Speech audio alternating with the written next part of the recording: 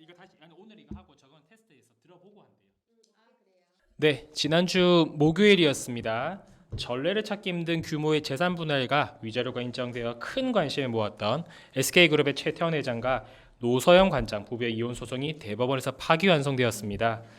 기억에 남는 게 말입니다. 그 항소심 선고 직후에 노서영 관장 측 변호사님들 표정이 아주 밝았습니다. 예. 당시 이제 변호사님들 사이에서 성공보수는 대체 얼마일까라는 농담도 있었던 걸로 기억을 하는데 이 사건 지난 1심과 2심에서 어떤 판결을 내렸는지 한번 나눠보면 좋겠습니다. 네, 최 회장과 노 관장은 1988년도에 결혼을 했습니다. 이후에 최 회장이 노 관장을 상대로 2017년 7월에 이혼 조정을 신청을 했죠. 근데 이혼 조정에서 합의에 이르지 못하였고 결국 2018년 2월에 이혼 소송을 제기를 하게 되었습니다. 여기에 대해서 노 관장은 2019년 12월에 반소를 제기를 했습니다. 그래서 반소 제기할 때 위자료 그리고 재산분할 청구를 함께 하면서 최 회장이 보유한 SK 주식 중 절반에 대해서 재산분할을 청구를 했습니다. 여기에 대해서 1심 법원은 원고인 최 회장의 본소 이혼 청구는 기각했고요. 반소인 노 관장의 이혼 청구를 인용을 했죠. 그러면서 위자료를 1억 원으로 인정을 하고 재산분할금으로는 665억 원을 인정을 했습니다.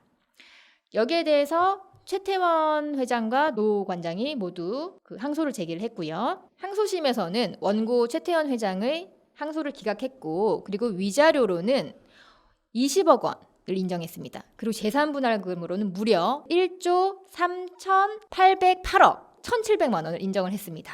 대법원에서는 근데 이 항소심 법원의 판결에 대해서 항소심 판결을 파기하고 다시 사건을 원심법원으로 돌려보내서 서울고등법원에서 다시 판단을 하라라고 파기환송 판결을 내렸습니다. 대법원 판단은 2심과는 달랐습니다. 2심 판단을 보면요. 재산분할금으로 1조 3,808억 원이 인정이 됐는데 이게 최 회장 재산이 약 4조고 거기에서 노 관장의 기여도 35%를 인정을 한 겁니다. 근데 2심에서 이렇게 금액이 크게 늘어난 이유는 그 최 회장의 재산 분할 대상에 SK 주식이 1심에서는 빠졌다가 2심에서는 지금 포함이 됐기 때문이거든요. 1심에서는 이제 빠진 이유가 이건 특유 재산이다. 그러니까 부부 공동 재산이 아니다라고 봐서 한 665억 원, 그러니까 주식 빼고 나머지 재산에서 이제 나눠 가지는 걸로 봤는데 2심은 SK 주식 자체가 재산 분할 대상도 맞고 그리고 노 관장의 기여도도 있다라고 봤는데 그 주요한 이유가 노태우 전 대통령의 비자금 약 300억 원이 이 기업에 기여가 되었다라고 봤습니다. 노소영 관장은 잘 아시다시피 노태우 전 대통령의 이제 딸이죠. 그러니까 대법원은 피고의 아버지인 노태우 전 대통령이 1991년경 최 회장의 부친인 최종현 회장에게 약 300억 원을 지원했다 하더라도 그 자금의 출처는 대통령 재직 중 수수한 뇌물로 보인다라고 봤습니다. 그리고 노 전 대통령이 뇌물로 받은 돈의 일부를 사돈이나 자녀 부부한테 제공하고 이를 함구함으로써 국가 자금의 추적과 추징을 어렵게 한 행위는 선량한 풍속 그리고 사회 질서에 반하는 반사회적 행위로서 법의 보호 영역 밖에 있다라고 지적을 했고요. 그리고 이어서 노 관장이 단순히 기여를 주장한다고 해서 그 불법성이 사라지는 건 아니다. 라며 노 전 대통령의 행위가 법적으로 보호할 가치가 없는 이상 이를 재산 분할해서 노 관장의 기여로 참작할 수도 없다라고 판시했습니다. 이번 대법원의 판단은 사실 대법원이 새로운 이론을 만들어서 선고한 판단은 아닙니다. 민법에 규정되어 있는 불법 원인급여 검지의 원칙을 그대로 적용한 것입니다. 민법 746조에 보면 불법 원인으로 재산을 급여한 때는 그 이익의 반환을 청구하지 못한다라고 규정되어 있습니다. 그런데 이 규정은 단순히 부당이득 반환 청구에만 인정되는 것이 아니라 사회적으로 용납할 수 없는 불법 행위에 대해서 그 법이 그 회복을 도와주지 않는다는 기본 이념을 표현한 것이라고 볼 수 있습니다. 그리고 또 하나 그 관심을 가지고 볼 것이 있습니다.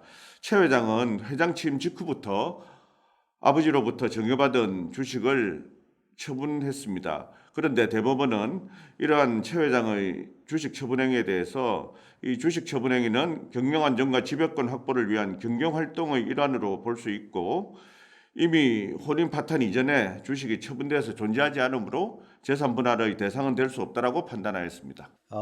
위자료 부분도 상당히 주목되는데요. 1심에서는 위자료 1억 원이 인정되었습니다. 근데 보통 사건에서 위자료는 5천만 원 이하가 대부분인데 1억 원도 적은 액수는 아닙니다. 우리 법인에서도 1억 원의 위자료를 인정받은 판결을 받은 적이 있는데요. 그때 여러 방송 매체에서 뉴스로 방송하기도 했습니다. 근데 2심에서 무려 위자료가 20억이나 인정된데 이거는 한국에서는 전무후무한 사례인 것으로 알고 있습니다.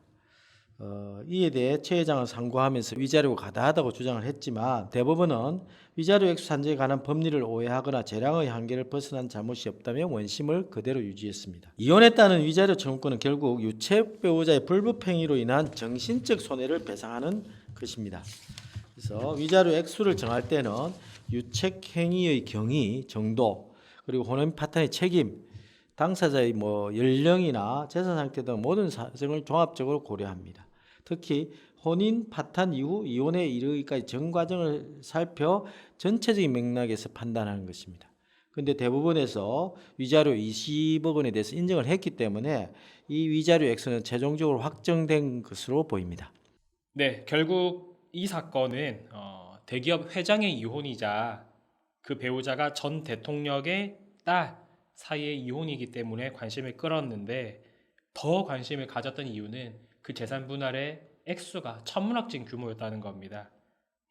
그렇지만 이 사건에 있어서도 기본적인 이혼 사건의 핵심은 동일합니다. 혼인 전 특유 재산을 어떻게 반영할 것이냐, 그리고 각자의 기여도를 어떻게 평가할 것이냐, 마지막으로 그 마련된 재산이 불법에서 근본한 것이라고 한다고 하면, 즉 이 사건처럼 뇌물에서 비롯된 것이라면 과연 법의 보호 대상이 될 것이냐는 부분인 겁니다. 도박 자금이나 성매매의 대가처럼 사회질서에 반하는 불법 자금은 돌려줄 필요가 없다는 불법 원인급여 원칙을 다시 한번 판단한 것으로 평가할 수 있을 것 같습니다. 항소심에서는 노서영 관장의 기여도를 35%로 인정을 했습니다. 그렇지만 대법원은 노서영 관장이 주장했던 300억 원을 인정할 수 없다고 판단을 했으므로 노서영 관장의 재산 분할 액수는 줄어들 것으로 보입니다. 재산 분할 액수가 1심에서는 665억 원, 2심에서는 1조 3,800, 1,700만 원이었습니다. 결정적인 이유가 SK그룹의 주식이 특유의 재산인지 부부 공동재산인지에 달려 있고요. 2심의 판단에 대해서 대법원에서 의문을 표시한 만큼 어느 정도로 재산 분할 액수가 줄어들지도 계속 지켜봐야 될 것 같습니다. 오늘 고생하셨습니다. 감사합니다.